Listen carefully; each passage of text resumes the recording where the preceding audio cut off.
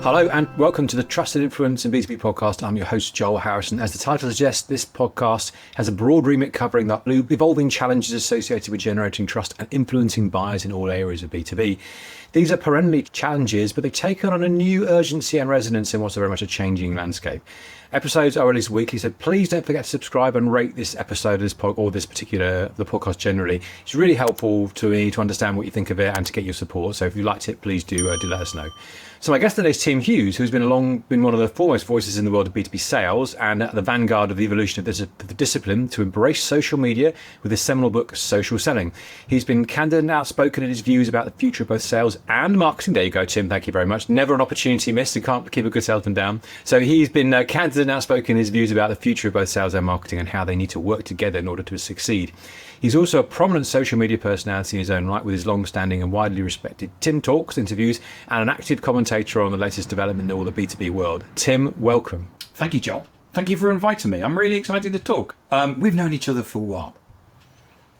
20 years? Yeah. And you know, it's always interesting to talk to you because you are always talking to interesting people, which makes you interesting. Well, thank you. And likewise, I most of the people I talk to are the marketing side of the fence. So it's really good to get someone who is unashamed and unabashed against the other side of the fence. So I'm a salesman. Yeah, and that's great. But you understand both, and that's brilliant. So, and we evolve together, although sometimes it doesn't feel like it. We'll get into that. That's the whole point of this episode.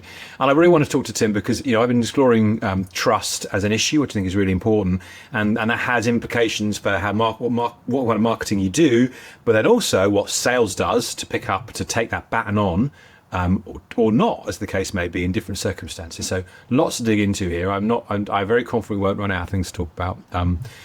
So Tim, let's start a bit by exploring your role and background. You're a sales leader who's been working in social media engagement for a number of years now. Tell us about the background and what prompted that evolution. Well, as you say, I'm a salesperson. I've been in sales for probably 30 years. And it was when I was in my 40s and I was getting bored. I was selling accounting systems, or ERP, because we have to have a grand name for everything. And I was getting bored with it. And I started playing around. Someone said, I had a leader that said, we need to be on social media. And this would have been probably 16 years ago, because I've been on X for 15 years now. And I got onto Twitter as it was, and I quite enjoyed it. Picked up like 1,500, 2,000 followers within a couple of weeks. I thought there's something in this. I don't know what it is. And then probably about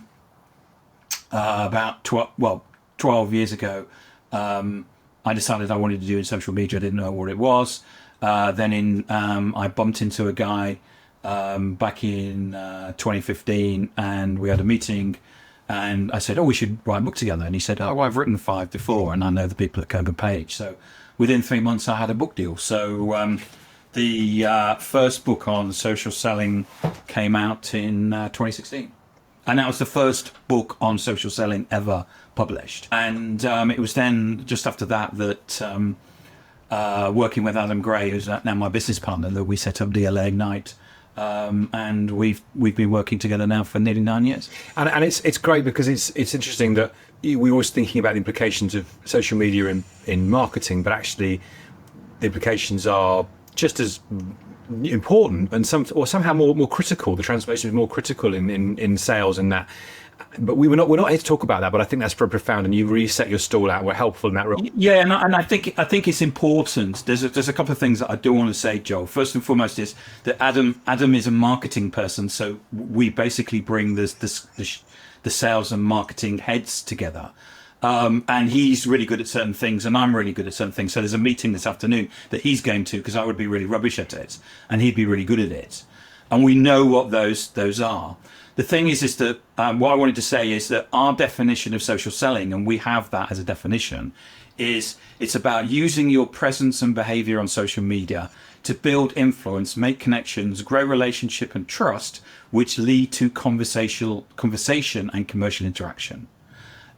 Everything that we are about in social media is about creating revenue, and we transform sales teams, employees, which ultimately the impact is revenue. We're not about fluffy stuff. I'm not about fluffy stuff. It's all about selling and stuff like that. And, we've got clients like Salesforce and people like that who are, doing 187%, where the whole market's going like that. They're doing 187%.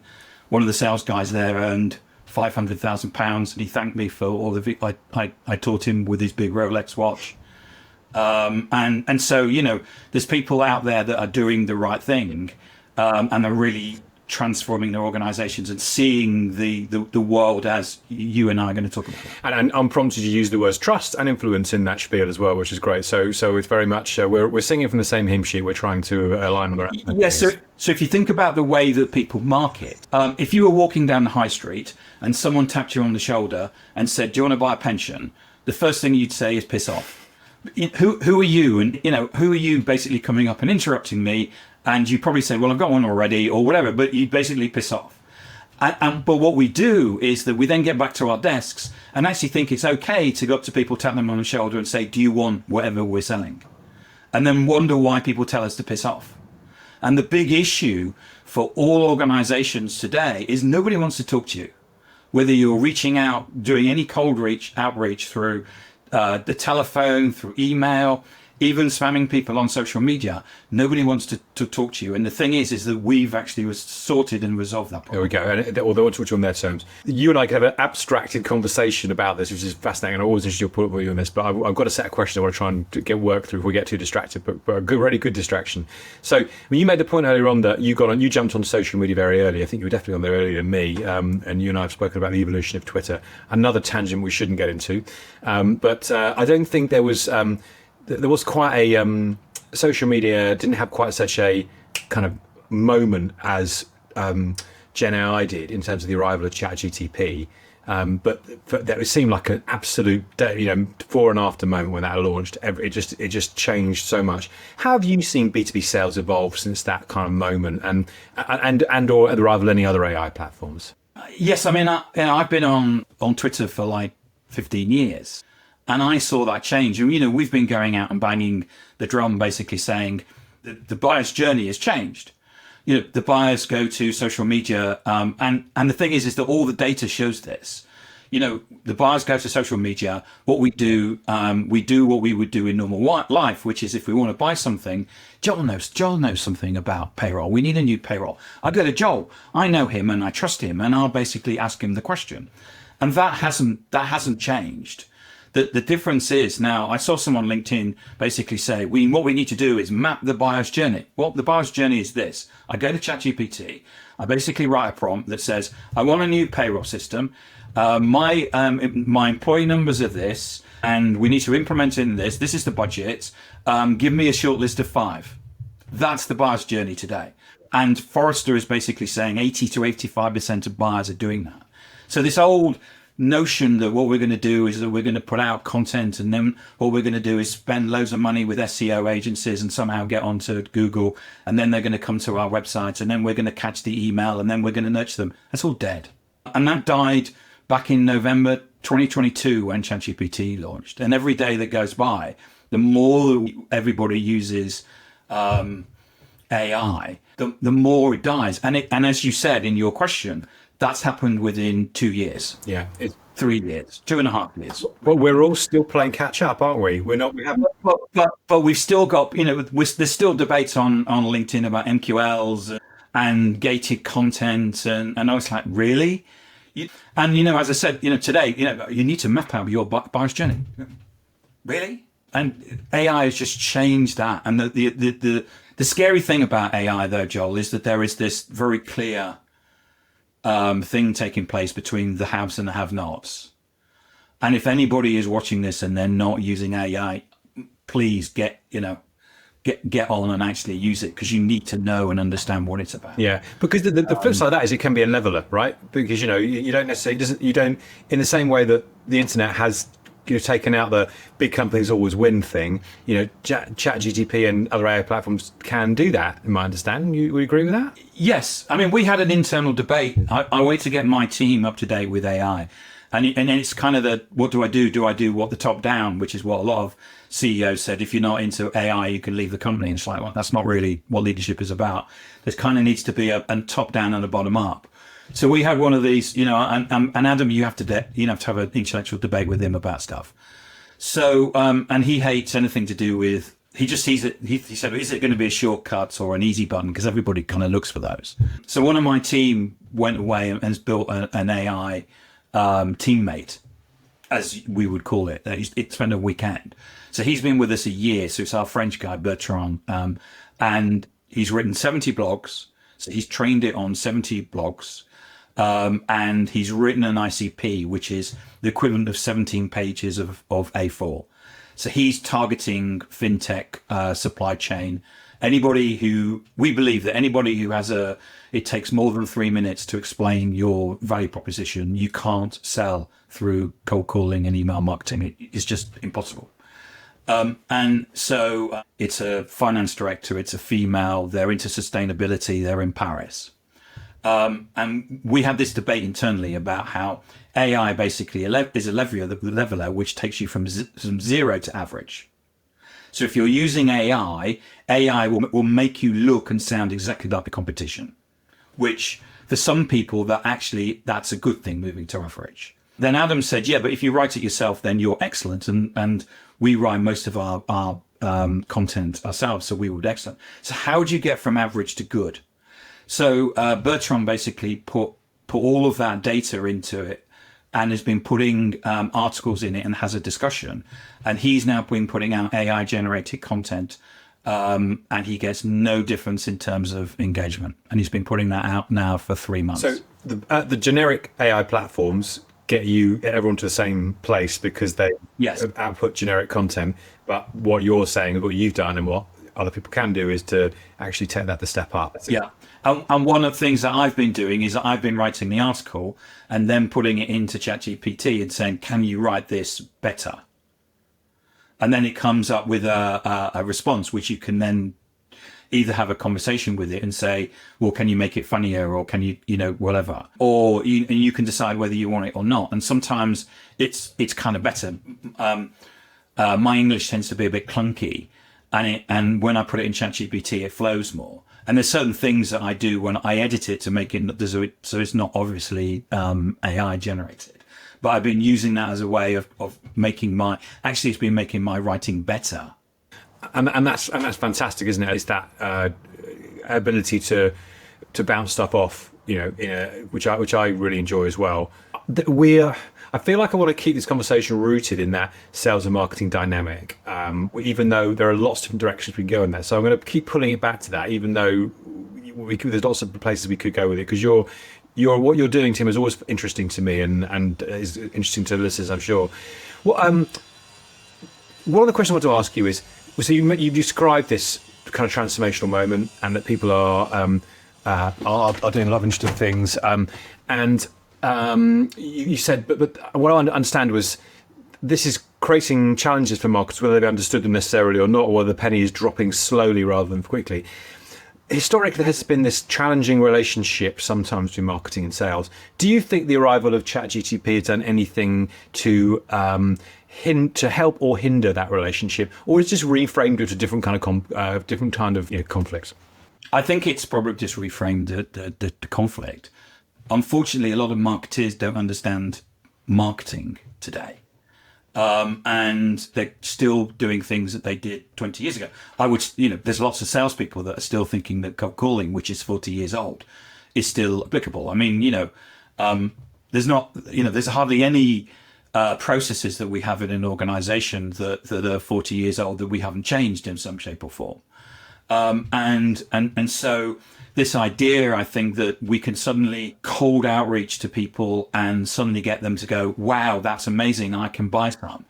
Or, I went into London early today and I spent my time on the train on LinkedIn, and there's lots of people that are, but basically posting things that and they say the same thing as everybody else, which is buy my product because we're great. So we have all of this buy my product because we're great articles, and nobody reads them. And the only engagement they're getting is because they've sent it around. Everybody said, "Can you like this?" So they live in this echo chamber. And social media, I mean, we talk to a lot of organizations where social media is still one of these things that they keep in the cupboard. They don't really know what to do with it. And it's still used as a broadcast medium. We'll go to social media and we're going to push stuff out. And the stuff that we've been pushing out in all the different other channels that doesn't work, what we'll do is we'll come to social media and we'll somehow or other, we hope that someone's going to scroll through and say, oh yeah, can I buy 2 of those in blue? And it doesn't happen. And we challenge people and say, okay, you do a lot of social media. So how much revenue do you get from it? And you always get, answer. Computer says no. And it's like, so I thought in marketing we got an ROI. So if you're spending a lot of time and effort on whatever you're doing on social media, surely you're getting some response. If you pay $50,000 to have a stand at the Oracle Cloud World event, surely you would expect to get a certain number of people on the stand and say, I'm interested in what you're selling. Can I buy something? It's fascinating, isn't it? Some of those latent kind of beliefs just don't seem to go away. And I think your point around social media and the perception, the understanding of, and the perception of its ability to generate returns, I think in some ways we haven't really moved any further forward with that. In some ways we've actually just gone backwards a step or two, possibly because of the resourcing challenges that marketing teams are facing. So I spend nothing on marketing. So I know people that have. We've never spent $1 on marketing. We've never made a cold call. We don't have an email list. We deleted it in 2018 to comply with GDPR. We've never made a cold call. We've never placed an advert. We've never sent spam emails. We've never done any of that, and we don't need to. And organizations don't need to. We've never spent any money on SEO because you don't need to. And so this thing about budget, you don't need, you can, all of that you need in marketing is there. It's just about whether you're going to empower the people to actually do the things that you want. Now, trust, I think trust is so important. And we're now in this situation where we talked earlier on, which is if your buyer can go to AI and basically get the details and come up with a short list, this kills brand, because your brand is what is about your brand is what ChatGPT thinks about you. It's not a human thing. So, which is why your website now should be written for not written for humans. It needs to be written for AI. The AI, what we want is for AI to crawl our website, AI to crawl our content, so we end up in those shortlists of 5. The other way of doing that is to understand what happens. So that's a technical thing that we need to do. The other thing that we need to do is about psychology. And social selling is about psychology. It's not about technology. It's not about LinkedIn's Sales Navigator or anything like that. I don't use Sales Navigator. None of them. We only use it because we get asked to train people in it. We don't use it every day because you don't need it. When I mean about psychology, this is when think about what happens when we buy. And and Kerry Cunningham at Sixth Sense has data that backs all this up. Which is what we do is that the first thing we sit in a meeting, we need a new payroll system. Okay, let's go out to the internet and actually search for it. So we go out and search. What we also do is that we go into our networks. And there will be people in your networks. You're a great example where people trust you. When you create content, people will watch it. Mark Schaefer's another person where people will read it, not because Mark has written it, not because there's a particular title or something like that. They trust that. And what happens is that what we do is that we go out, we connect with people. We have LinkedIn profiles, and I recommend people come to my LinkedIn profile and see what my profile is about. It shows what we do, not in a buy my product because we're great, but in a way that I can help. I talk about what I do at the weekend. I talk about some of the things that I've done on travel, because what that does is it builds trust. It shows that I'm a person, not just some sort of corporate mouthpiece. You might say, or if you were Paul Cash, for example, you might say you're humanizing your presence, you're decorporatizing it. Absolutely. The most human organization in an AI world, the most human organization wins. Right. And so what we're doing is that because as a buyer, what we're doing is I'm going to go and Tim Hughes. Oh yeah, he's written about AI. Oh, we're looking to buy an AI system. I wonder, we need a speaker for, oh yeah, he speaks on that. Wow. So what we do is that we go to people that we trust. And we've seen this in the software industry, which I've worked in, which is where certain individuals have positioned themselves. Let's call it a personal brand. I don't like the term, but it's a term that's used, where they position themselves and they can actually be technical people just as much as salespeople. And what happens is that people consume their content, not content that says buy my product because we're great, because no one's interested.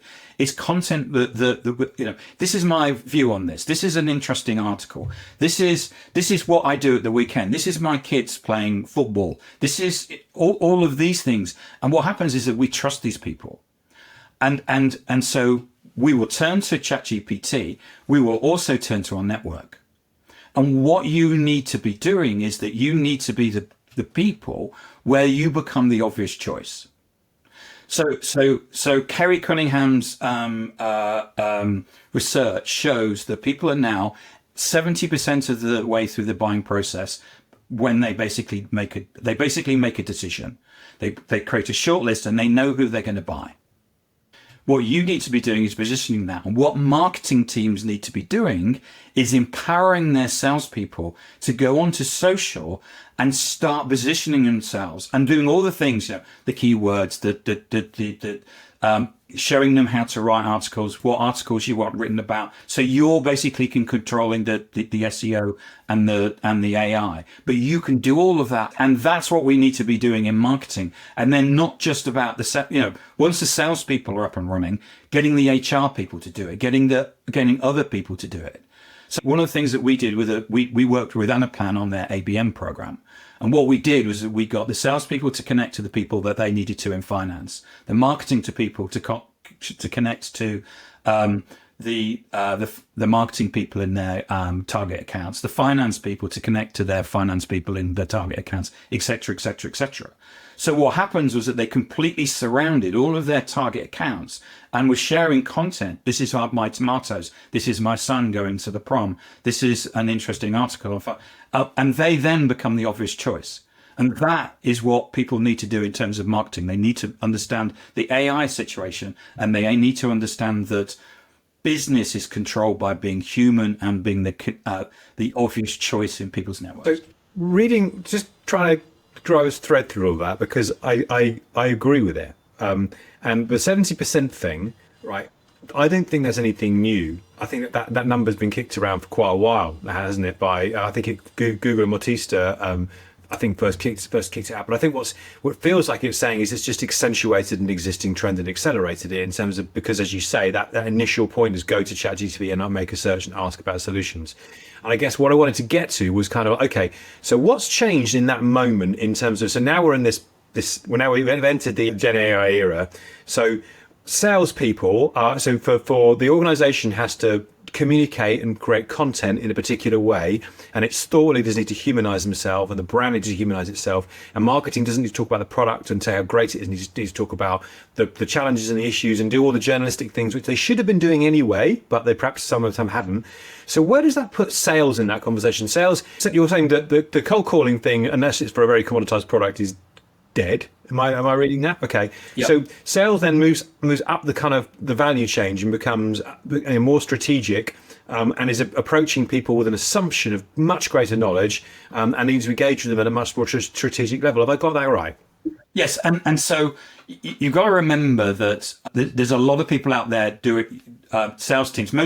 Pretty much 99% of sales teams live on hope, which is that somehow or other people are going to phone them up. And this is the thing with what you see on people, when people talk about inbound, how many times have you posted on LinkedIn, and how many people have actually rung you up and said that they want to buy? Nobody does. So this myth that somehow or other I'm going to post on social media and people are going to ring me up and buy is just rubbish. It's a lie. And we need to stop believing that's the case, because it's not. What we need to be doing is building trust. So how do we do that? Well, first and foremost, we need to have a LinkedIn profile that explains who we are as people. And that's everybody, right? That's not just the CEO, that's the salespeople too. This is everybody on the in the organization. So we know that, let me just get the figures. So in 2021, Career Arc said that 96% of job seekers use social media. That was 2021. I would have thought that 100% of job seekers. And I've had people come to me saying, I think I'm going to this job. What do you think? And I said, no, you won't fit in. They said, yeah, I thought that. And the reason for it was that their leadership was too white. And the thing is that what people go, wow, is that, can people do that? Well, yes, of course they can. We know that. Except what we try and do is put our head in the sand and say, whoever we are, we can go onto social media and we can search your company. So if I'm looking for a job, if I'm looking for a job, what are you looking for? Well, I'm looking for a company that's going to make an impact, and it looks like it's a great. There's a great culture, and I could contact the CEO, and they seem really engaging. And that, yes. So why don't you do that on social media?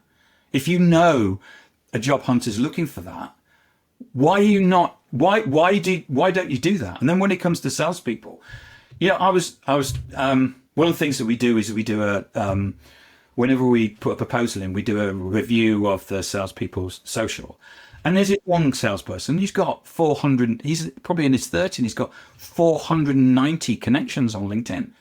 How can you be in your 30s and only have 490 connections? And he's never posted any content. I mean, it's like, do you do your job? And so, we can see this, and most salespeople are completely invisible from their buyers because they're not connected to them. I mean, if you think about who we're normally connected to on LinkedIn, it's ex-employees or colleagues of ours, and recruitment consultants. And then maybe, I may be connected to one person. So how many people are involved in a sale now? Well, probably 10, 12, 15, 20, and you're only connected to one person. We're doing work with a supply chain company, and they tell us there's 100 people involved in a sale. So there's a growing challenge, because what I'm trying to get to is what does the sales marketing dynamic look like in the AI era, right? And I feel that what you said here, I can't. My understanding, I can't disagree with it. I wholeheartedly agree with it. And if you see it all the time, salespeople in the sales function needs to move up the value chain. And yet it's not doing it as fast as it possibly should, which means there's opportunities for those who get on the bandwagon to do well. What's the relationship between? Because there was Tim, when you and I first met, there was probably sales was probably more of a dominant part of that relationship, and that shifted over time. Is what's happened now with the arrival of ChatGPT? Is that just continued a journey of that gradual tipping of migration, or has it not really made any difference at all, or has it shifted back the other way? Actually, I actually think we don't know. It's moving so fast. You only have to see. There's an announcement about ChatGPT nearly every day. It's taken us 15 years to get to where we are in terms of social. COVID accelerated a lot of stuff because people started working from home, and suddenly people realized that they could do that and still contribute to the organization. I still think with AI, and I'm not going to make any predictions about AI because you can't, because, if I say today something won't happen, I know tomorrow it will. What we're having to do is that we know that we're always we're kind of holding on to the tiger, and we're kind of, holding on to and we've got to kind of ride the tiger.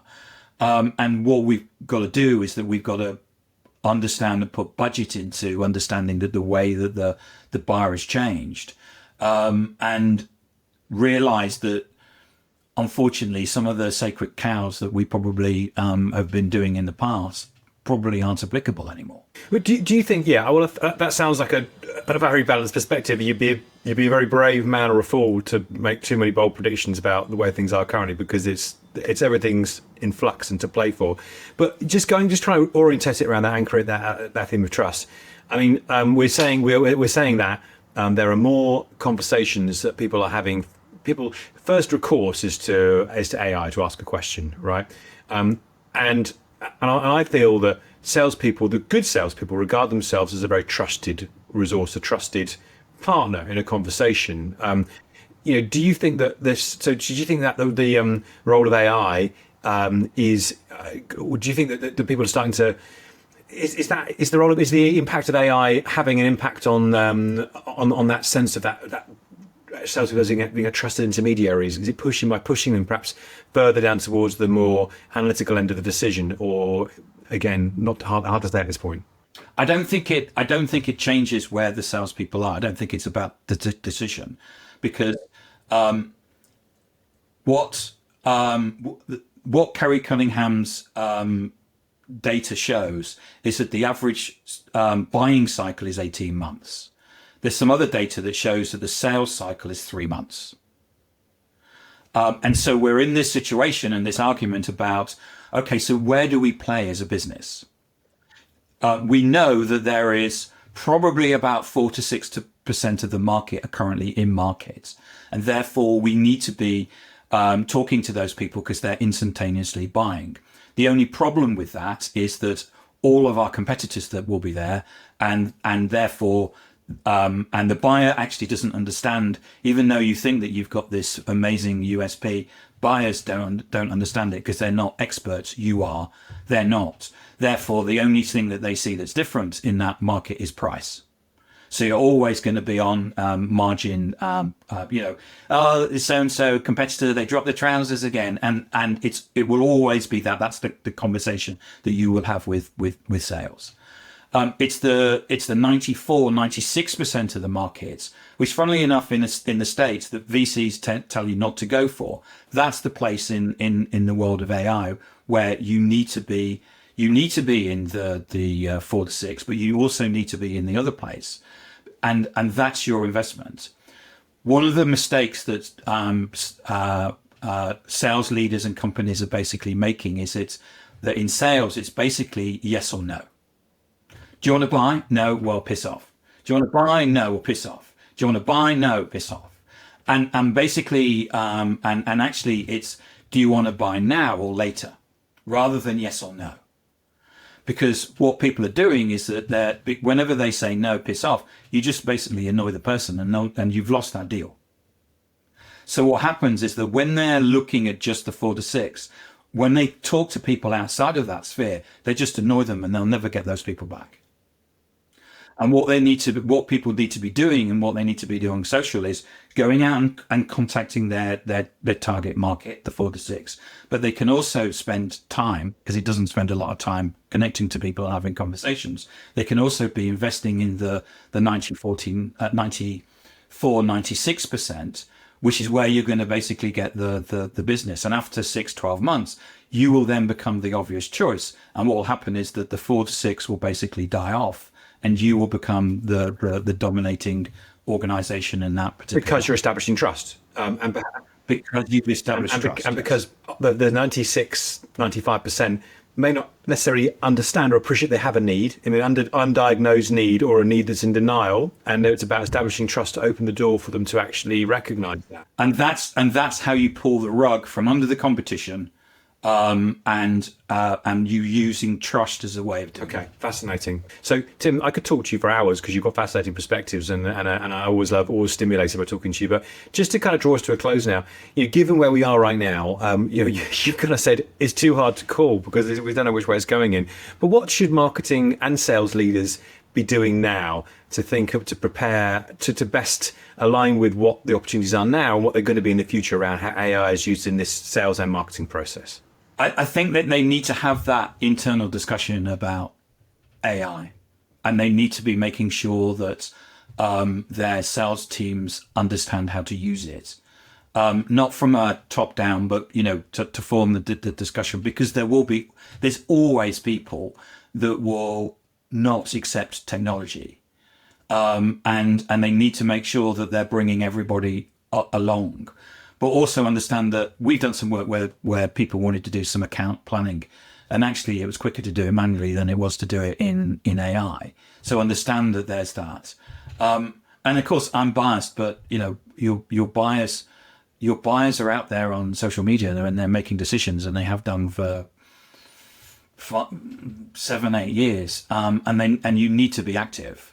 So if you're there's a number of headhunters that I know, high-end headhunters, and said basically if you're looking for that top VP job, you're not active on social media, you won't get approached. And they reckon that 60% of leaders are currently in that position. I wouldn't be surprised as well. Because they said, if you want to be in that leadership position, it means empowering people. It's a means about bringing people along. It's a means about attracting people. The only way that you're going to do that is by having a position on social media. People, millennials are now 30, even 35 years old. We've had social media I've been on LinkedIn for 20 years. Social media isn't something new. You've got to be in that. If you want to be a leader today, you need to be supporting social media and supporting people with AI. Absolutely. Tim, many thanks for your time. I really appreciate your thoughts today. Always great to talk to you. And Joel, can I just remind people that don't forget there's my third book, Social Selling Techniques to Influence Buyers and Changemakers. It's got a really good commendation as well. It does. Yes, absolutely. There's a really good recommendation from a Joel Harrison. Yeah, I wouldn't listen to what he says. He's not very influential, but thank you. It's a great book, and it's it was for me. It was great, a game changer to the understanding of this whole area. So Tim, great to talk to you. Thank you, great, and thank you for inviting me on, Joel. You're absolutely welcome. And so if you enjoyed this conversation, I hope you have. There's lots more like this where this came from, all around the challenges, which are multifaceted, as you can see, around trust and influence in B2B on our podcast. So please subscribe, please like. I hope you can join us again very, very soon. But from now, for me, goodbye.